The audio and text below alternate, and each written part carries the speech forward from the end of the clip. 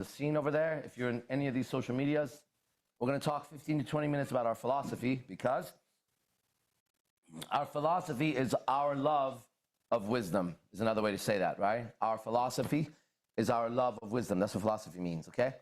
And so we love wisdom because we're mankind. And in the Bible, there was a man named Solomon, and he's also in the Quran. So that's half the world, if not more, all right? There's a man named King Solomon, and he had everything. You know, you think I have everything? I do. He also had everything. And he was the richest, the wealthiest, and the most righteous king that we've had so far in history, even more than Marcus Aurelius. And he's famous for saying, vanity, vanity, all is vanity. And when he had a chance to speak to God, he asked for one thing. What does a man who has everything ask for? I wonder. Like, if you achieved everything, Gio, and you fully got every particle of life, you know what you would want? You would want what Solomon wants, which is wisdom.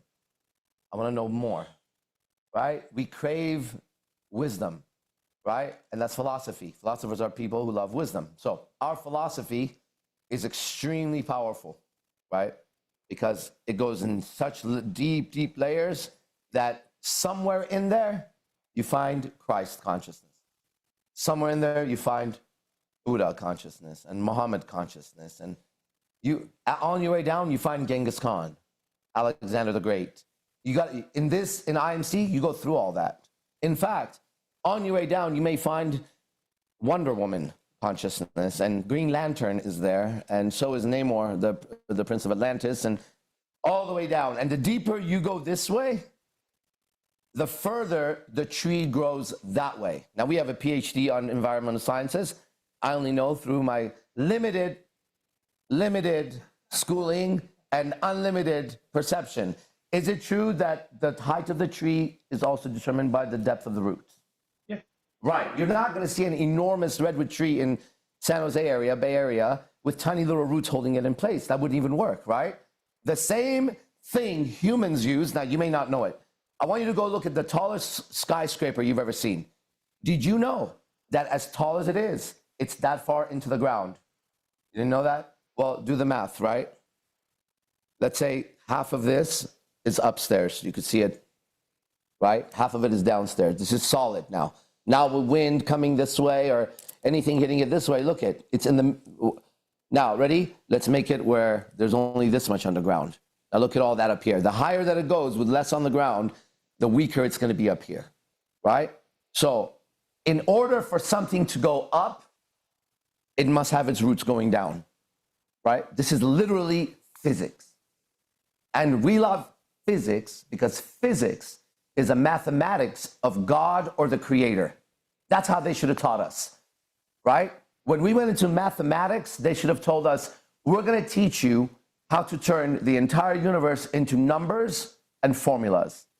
And then they should have told us there was somebody in history named Pythagoras, and he was a mathematician, but he was also a philosopher. He loved wisdom. And do you know what he did? He was able to do things that no other human could do before.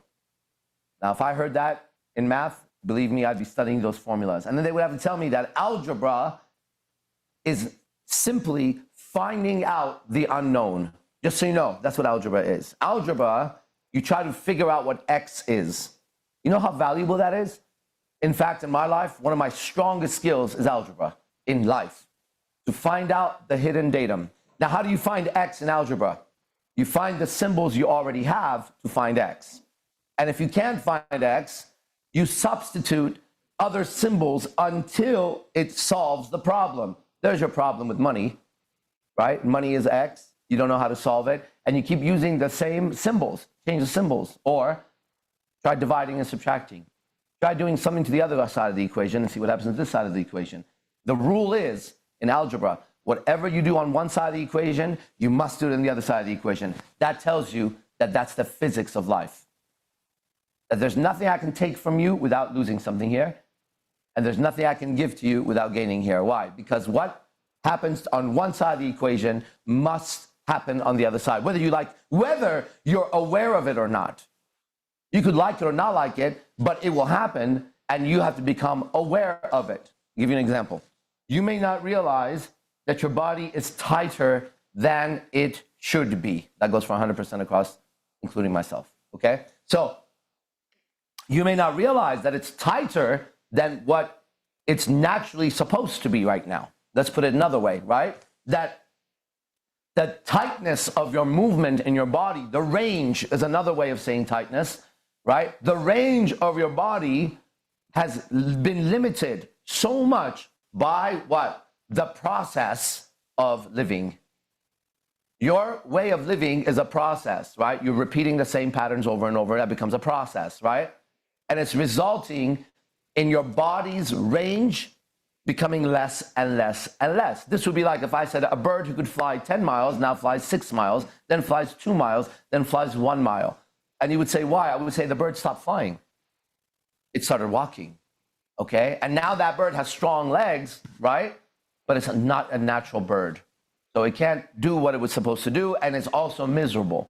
And when it starts to walk, it's stronger than its ancestors walking, but birds were never supposed to walk unless they were a roadrunner or a fucking ostrich.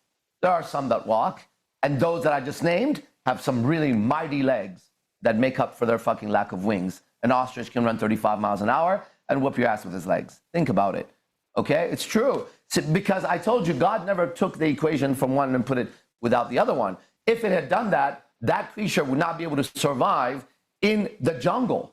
And the jungle, every corner you turn, there's going to be a poisonous creature. There's going to be a claw or a teeth on you. There's going to be a plant you shouldn't be touching. There's going to be a thorn you run into. There's going to be a cave that something already lives in. Like, you got to understand, your senses have also been dulled because here we are, look, right? We're inside.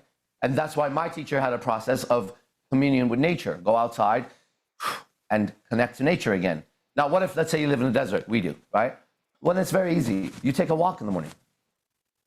Literally, you just take a walk. You can't help but to be in nature, right? Unless you're locked up like my brother for the rest of his life. Now, there's going to be consequences to that. And even there, they know that the prisoners must get outside an hour a day. And they don't, by the way. That's why it's called a prison, right? But they know too, like, to be healthy, you need to connect to nature because our senses were designed for nature, by nature, to be in nature, okay? And so when we design, like, let's say you've been building a house. Did you know that if you build that house with natural wood and mud, that the energy inside that house and the way you feel when you're in it is going to be completely different? Completely different. The less synthesized it is, the less other chemicals are added to it. Now, something we should understand about chemicals is that chemicals are also made of nature. Like, even plastic is natural. It's mankind's natural intelligence applied to sand, grain, whatever the fuck chemicals there are. So I'm not into looking at a big skyscraper and going, look at how we fucked up the earth. No, we didn't fuck up the earth. Because if we planted the skyscraper there, because we had to plant it, we had to go into the ground, dig, just like we do a tree. We had to put all the right ingredients, the cement, and then we had to grow it. Have you seen how we do that? People have to go there, put their energy and grow the next part, structure it again. So we grew the concrete. We grew the steel, without a doubt. That's how powerful we became at some point with what God gave us. With the same power comes this. How many trees do we cut down to do this? 10? Let's plant 20. It's as easy as that. Whenever you have a problem with technology, right? There's somewhere on earth that you could go plant 6 more trees if you cut down 3 or 10 more trees. And if there was a regulation, I don't think there should be any regulations in the world at all. 0 regulations. And I mean that. Why? Because we're all intelligent enough to see it. So if all of our neighbors, right, were super aware and natural, and there was no call the police, there was just none of that. It just didn't exist. There was no such thing, right? Then if some shady looking people walked through this neighborhood and there was no cops and everybody was natural, the first thing every natural creature would do is recognize a stranger in their area. And you know what they wouldn't do? Ignore it. They would walk up and smell it or growl at it or pound their chest. They would approach and say, what are you doing here? And anybody in a new neighborhood should be approached by people of that neighborhood, no matter what. That would be the natural thing to do. the group of neighbors should just walk out and say, without even contacting each other, just look out, oh, who the fuck's that guy? This neighbor comes out, other neighbor comes out, the other neighbor comes out, and they just go to the guy, and what are you doing here? Oh, I'm visiting a friend. Oh, who's your friend? He's the one that lives there. Okay, cool. They all just stand around. Well, go visit your friend then, right? The person just walks around, comes back, and runs because they weren't doing that. They were casing the area, looking to see when they can come back and steal shit, right? Seeing what doors are open, what kind of cars there are. That's called casing an area. Casing it, yeah. But then let's say the person was like, okay, and you know what? They didn't take offense either. They thought, this is a good neighborhood I like to live in, actually. Why? They had a friend there. So their friend comes out, they shake hands, everybody sees it, they know that person, okay, that's it. Next time they see that person, they let them go. That's natural, right? We don't need to pretend like that person doesn't exist when they're walking around looking shady as fuck, right? And we're just like, well, I don't care. You're gonna care. You're gonna care tomorrow if you don't care today, okay, if they're in your neighborhood. So physics and mathematics and life in itself is so fascinating if you pay attention to it and forget what you were told. Just forget what you were told. It's a lie. It doesn't work. If it worked, you wouldn't be miserable, would you? The relationship advice they gave was shit. The money advice they gave was shit. The education was shit. Education was shit because you can't remember anything you learned based on all the hours you spent learning it. You might remember 1, 2, or 3, maybe 10. If you remember 10 things from school, that's a lot. I ask people all the time. I ask somebody with a master's degree, give me 1 or 2 psychology fucking ideas if you're a master in psychology. And they'll come up with some basic shit like, well, you know, what happened in your childhood affects you. It's like, oh, you went to school for fucking 7 years, 10 years, and that's what they fucking told you, right? That's just one YouTube video that's more aesthetic than watching that teacher and killing myself every night to pass a test that I don't, because they give you a trillion pieces of information that are useless. And that's how you make a system overload. You get that? You just give it so much and then you tell it, the quiz could be on anything. I would never say the quiz is on anything. I would say, this is what the test is going to be on. These are the most important parts of this. For example, if you're in social dynamics, number 1, most important, do not violate the environment you're in, social dynamics. 2, it comes with an extra question. What if the environment I'm in is dangerous and unhealthy? Here's the answer. You must remove yourself. Next, what if I can't remove myself? You must place boundaries. Next, what if I'm attacked in my boundary? Now we're getting into a really bad situation where a person finds themselves in a place they should never be in. There's questions before that. How'd you end up there? Why'd you stay? Did you not notice the people when you walked in? Or did you override it with a thought like, well, I'll just wait and see what it's like, or, you know, I don't want to be rude, I'll leave in 10 minutes. See, animals don't do that.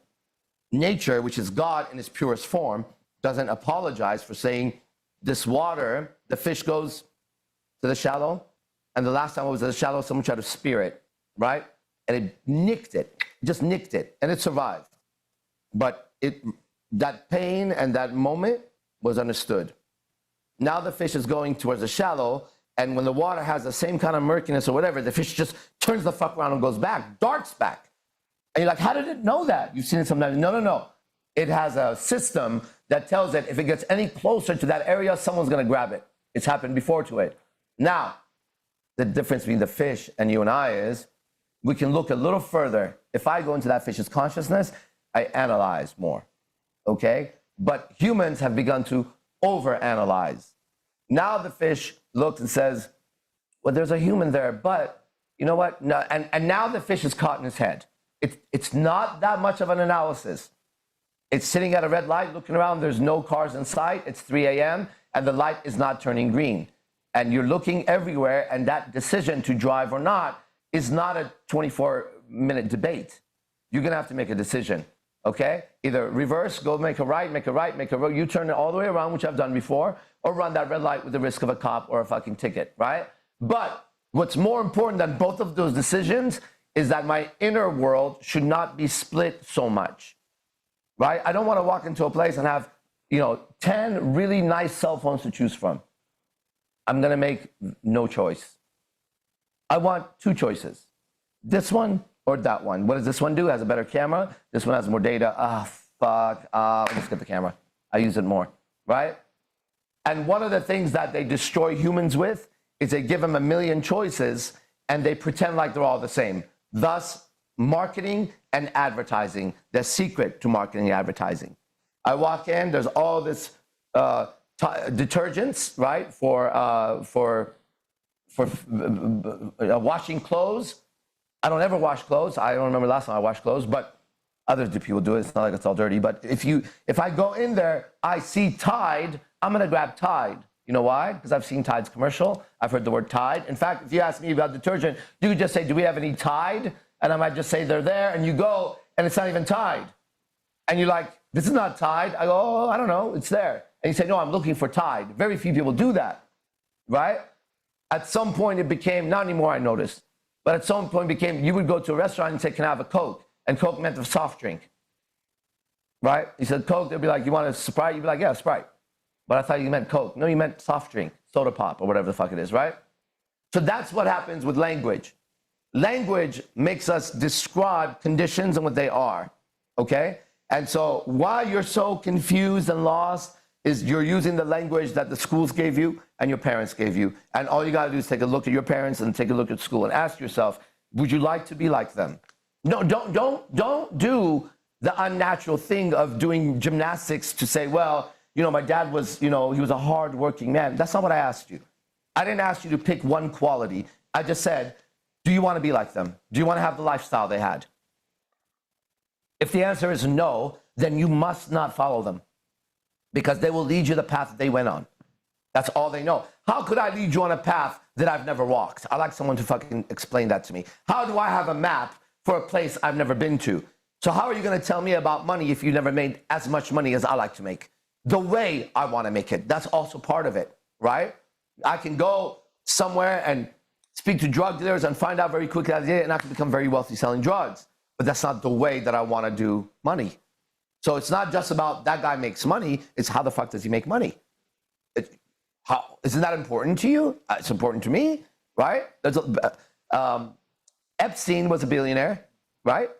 There is what that does. There's Bill Gates. There's all that other shit, right? P. Diddy has a lot of money or had a lot of money or whatever. Like, is that what you want, right?